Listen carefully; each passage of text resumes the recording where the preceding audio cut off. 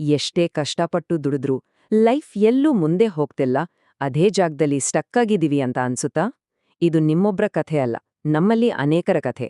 So ಇವತ್ತು ನಾವು ಈ ಮಧ್ಯಮ ವರ್ಗದ ಬಲೆ ಅಂದ್ರೇನು, ಯಾಕೆ ನಾವು ಇದ್ರಲ್ಲಿ ಸಿಕ್ಕಾಕೊಳ್ತೀವಿ, ಮತ್ತೆ ಇದ್ರಿಂದ ಹೊರಗೆ ಬರೋದು ಹೇಗೆ ಅಂತ ನೋಡೋಣ. ತುಂಬಾ ಜನ ಕಷ್ಟಪಟ್ಟು ಕೆಲ್ಸ ಮಾಡ್ತಾರೆ ಅಲ್ವಾ, ಆದ್ರೆ ಎಲ್ರೂ ಯಾಕೆ ಶ್ರೀಮಂತರಾಗಲ್ಲ? ಇದು ನಿಜಕ್ಕೂ ಕಾಡೋ ಪ್ರಶ್ನೆ. ಇದೇನಾದ್ರೂ ಲಕ್ಕಿಲೋರ್ ಆಟನಾ, ಇಲ್ಲ ಗೊತ್ತಿಲ್ದೆ ನಮ್ಮನ್ನ ಕಟ್ಟಿ ಹಾಕಿರೋ ಒಂದು ಸಿಸ್ಟಮ್ ಏನಾದ್ರೂ ಇದೆಯಾ? ಬನ್ನಿ, ಇದರ ಹಿಂದಿನ ಕಾರಣ ಏನು ಅಂತ ಸ್ವಲ್ಪ ಡೀಪ್ ಆಗಿ ನೋಡೋಣ. ನೋಡಿ, ಇದರ ಮೂಲ ಉತ್ತರ ಇಲ್ಲೇ ಇದೆ. ನಮ್ಗೆಲ್ಲ ಚಿಕ್ಕದಿಂದಲಿಂದ ಕಷ್ಟಪಟ್ಟು ಕೆಲ್ಸ ಮಾಡೋದು ಹೇಗೆ ಅಂತ ಹೇಳ್ಕೊಡ್ತಾರೆ. ಆದ್ರೆ ದುಡ್ಡನ್ನ ನಮ್ಗಾಗಿ ಕೆಲ್ಸ ಮಾಡಿಸೋದು ಹೇಗೆ ಅಂತ ಯಾರೂ ಹೇಳ್ಕೊಡೋದಿಲ್ಲ.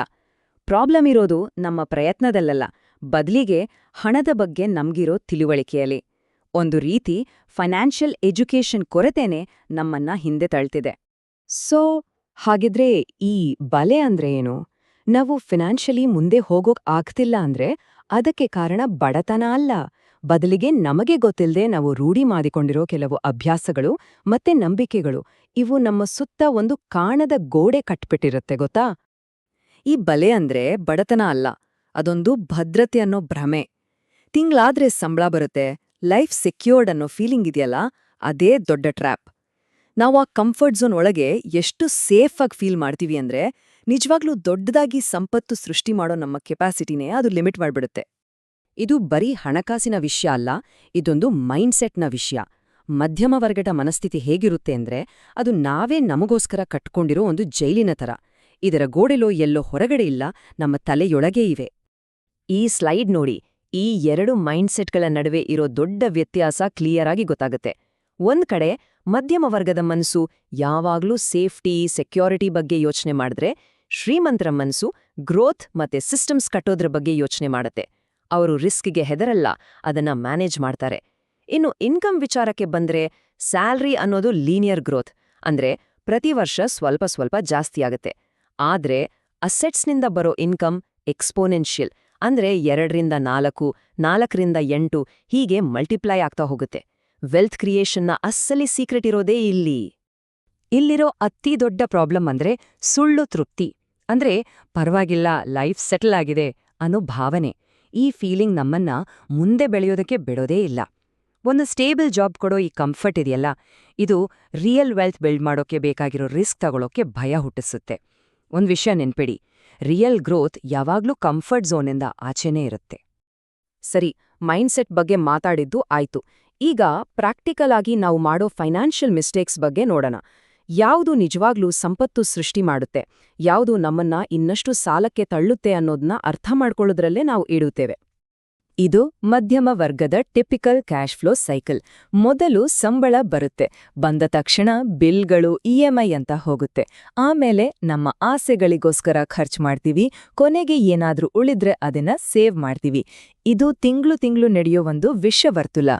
ಇದೇ ಸೈಕಲ್ನಲ್ಲೇ ಎಷ್ಟೋ ಜನ ವರ್ಷಾನುಗಟ್ಲೆ ಸಿಕ್ಕಾಕೊಂಡಿರ್ತಾರೆ. ಈ ಎರಡೂ ಪದಗಳ ಅರ್ಥವನ್ನ ಸರಿಯಾಗಿ ತಿಳ್ಕೊಂಡ್ರೆ ಸಾಕು, ನಮ್ಮ ಫೈನಾನ್ಷಿಯಲ್ ಲೈಫೇ ಚೇಂಜ್ ಆಗತ್ತೆ. ಅಸೆಟ್ ಅಂದ್ರೆ ಆಸ್ತಿ, ಇದು ನಿಮ್ಮ ಜೇಬಿಗೆ ಹಣ ತಂದ್ಹಾಕುತ್ತೆ. ಲಯಬಿಲಿಟಿ ಅಂದ್ರೆ ಹೊಣೆಗಾರಿಕೆ, ಇದು ನಿಮ್ಮ ಜೇಬಿಂದ ಹಣವನ್ನ ತೆಗೆಯುತ್ತೆ. ಸಿಂಪಲ್ ಅಲ್ವಾ? ಉದಾಹರಣೆಗೆ, ಇಎಂಐ ಮೇಲೆ ತಗೊಂಡಿರೋ ಹೊಸ ಫೋನ್ ಒಂದು ಲಯಬಿಲಿಟಿ, ಯಾಕಂದ್ರೆ ಅದು ಪ್ರತಿ ತಿಂಗಳು ದುಡ್ಡು ಕಿತ್ಕೊಳ್ಳುತ್ತೆ. ಆದ್ರೆ ಬಾಡಿಗೆ ಬರೋ ಒಂದು ಪ್ರಾಪರ್ಟಿ ಅಥವಾ ಡಿವಿಡೆಂಡ್ ಕೊಡೋ ಒಂದು ಸ್ಟಾಕ್, ಅದು ಅಸೆಟ್, ಯಾಕಂದ್ರೆ ಅದು ನಿಮ್ಗೆ ದುಡ್ಡು ತಂದ್ಕೊಡುತ್ತೆ. ಇಲ್ನೋಡಿ, ಮಧ್ಯಮ ವರ್ಗದವರು ಮತ್ತೆ ಶ್ರೀಮಂತರು ಏನ್ ಖರೀದಿ ಮಾಡ್ತಾರೆ ಅನ್ನೋದ್ರಲ್ಲೇ ವ್ಯತ್ಯಾಸ ಇರೋದು. ಮಧ್ಯಮ ವರ್ಗದವರು ಬೇರೆಯವರಿಗೆ ತೋರ್ಸ್ಕೊಳ್ಳೋಕೆ ಲಯಬಿಲಿಟೀಸ್ ಅಂದ್ರೆ ಕಾರ್, ಫೋನ್ ಅಂತ ತಗೊಳ್ತಾರೆ. ಆದ್ರೆ ಶ್ರೀಮಂತರು ಕ್ಯಾಶ್ ಫ್ಲೋಗೋಸ್ಕರ ಅಸೆಟ್ಸ್ ಅಂದ್ರೆ ಇನ್ವೆಸ್ಟ್ಮೆಂಟ್ಸ್, ಹೊಸ ಸ್ಕಿಲ್ಸ್, ಬಿಸ್ನೆಸ್ ಮೇಲೆ ದುಡ್ಡಾಕ್ತಾರೆ. ಇದೇ ಕಾರಣಕ್ಕೆ ಒಬ್ಬರ ಸಂಪತ್ತು ಜಾಸ್ತಿ ಆಗ್ತಾ ಹೋಗುತ್ತೆ, ಇನ್ನೊಬ್ಬರ ಸಂಪತ್ತು ಅಲ್ಲೇ ನಿಲ್ಲುತ್ತೆ ಅಥವಾ ಕಡಿಮೆ ಆಗುತ್ತೆ. ಓಕೆ, ಇಲ್ಲೇವರೆಗೂ ಪ್ರಾಬ್ಲಮ್ ಏನು ಅಂತ ನೋಡಿದ್ವಿ. ಇದನ್ನೆಲ್ಲ ಕೇಳಿ ಬೇಜಾರ್ ಮಾಡ್ಕೋಬೇಡಿ, ಯಾಕಂದ್ರೆ ಪ್ರತಿ ಸಮಸ್ಯೆಗೂ ಒಂದು ಪರಿಹಾರ ಇದ್ದೇ ಇರುತ್ತೆ. ಸೊ ಈಗ ನಾವು ಈ ಬಲೆಯಿಂದ ಹೊರಗೆ ಬರೋದು ಹೇಗೆ ಅನ್ನೋ ಬ್ಲೂಪ್ರಿಂಟ್ ಬಗ್ಗೆ ಮಾತಾಡೋಣ. ಈ ಟ್ರ್ಯಾಪ್ನಿಂದ ಹೊರಗೆ ಬರಲು ಒಂದು 3 ಸ್ಟೆಪ್ ಫಾರ್ಮುಲಾ ಇದೆ. ಮೊದಲನೇದು, ನಿಮ್ಮ ಆಲೋಚನಾ ಕ್ರಮವನ್ನೇ ಬದಲಾಯಿಸಬೇಕು. ಎರಡನೇದು, ನಿಮ್ಮ ಅಭ್ಯಾಸಗಳನ್ನ ಬದಲಾಯಿಸಬೇಕು. ಮೂರನೇದು, ನಿಮ್ಮ ಕೆಲಸಗಳನ್ನ ಅಂದ್ರೆ ಆಕ್ಷನ್ಸ್ಗಳನ್ನ ಬದಲಾಯಿಸಬೇಕು. ನೋಡಿ, ಇದು ಒಂದಕ್ಕೊಂದು ಲಿಂಕ್ ಆಗಿದೆ. ಆಲೋಚನೆ ಬದಲಾದ್ರೆ ಅಭ್ಯಾಸ ಬದಲಾಗುತ್ತೆ, ಅಭ್ಯಾಸ ಬದಲಾದ್ರೆ ಆಕ್ಷನ್ ತಾನಾಗೇ ಬದಲಾಗುತ್ತೆ. ಆಗ್ಲೇ ರಿಸಲ್ಟ್ ಸಿಗೋದು. ಸರಿ, ಹಾಗಿದ್ರೆ ಯಾವೆಲ್ಲ ಆಕ್ಷನ್ಗಳ್ನ ತಗೋಬೇಕು? ಮೊದಲನೇದಾಗಿ ನಿಮ್ಮ ಮೇಲೆ ನೀವು ಇನ್ವೆಸ್ಟ್ ಮಾಡಿ, ಒಂದು ಹೊಸ ಸ್ಕಿಲ್ ಕಲೀರಿ. ಎರಡನೇದು, ಒಂದೇ ಸಂಬಳದ ಮೇಲೆ ಡಿಪೆಂಡ್ ಆಗೋದು ಬಿಟ್ಟು ಮಲ್ಟಿಪಲ್ ಇನ್ಕಮ್ ಸೋರ್ಸ್ಗಳ್ನ ಕ್ರಿಯೇಟ್ ಮಾಡಿ.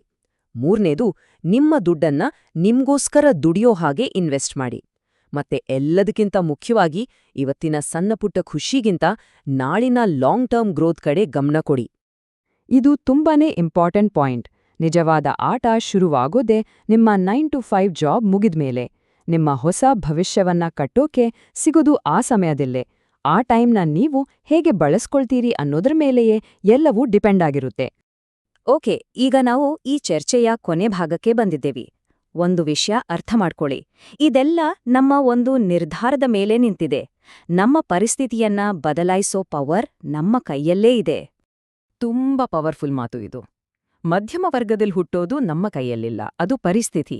ಆದ್ರೆ ಮಧ್ಯಮ ವರ್ಗದಲ್ಲೇ ಸಾಯೋದು ನಮ್ಮ ಕೈಯಲ್ಲಿದೆ, ಅದು ನಮ್ಮ ನಿರ್ಧಾರ. ನಮ್ಮ ಆರ್ಥಿಕ ಭವಿಷ್ಯ ಮೊದಲೇ ಬರ್ದಿಟ್ಟಿದ್ದಲ್ಲ, ನಾವು ಪ್ರತಿದಿನ ತಗೊಳ್ಳೋ ಚಿಕ್ಕ ಚಿಕ್ಕ ನಿರ್ಧಾರಗಳೇ ಅದನ್ನ ರೂಪಿಸ್ತವೆ. ಸೊ, ಈ ವಿಶ್ಲೇಷಣೆಯ ಕೊನೆಯಲ್ಲಿ ನನಗೊಂದು ಪ್ರಶ್ನೆ ಕೇಳಬೇಕನ್ನಿಸ್ತಿದ. ಇವತ್ತಿನಿಂದಲೇ ಶುರು ಮಾಡೋದಾದ್ರೆ ನಿಮ್ಮ ಆರ್ಥಿಕ ಜೀವನದಲ್ಲಿ ನೀವು ಮಾಡೋ ಆ ಒಂದು ಬದಲಾವಣೆ ಯಾವುದು? ಯೋಚನೆ ಮಾಡಿ, ಯಾಕಂದ್ರೆ 1000 ಮೈಲಿಯ ಪ್ರಯಾಣ ಕೂಡ ಶುರುವಾಗೋದು ಒಂದೇ ಒಂದು ಹೆಜ್ಜೆಯಿಂದ.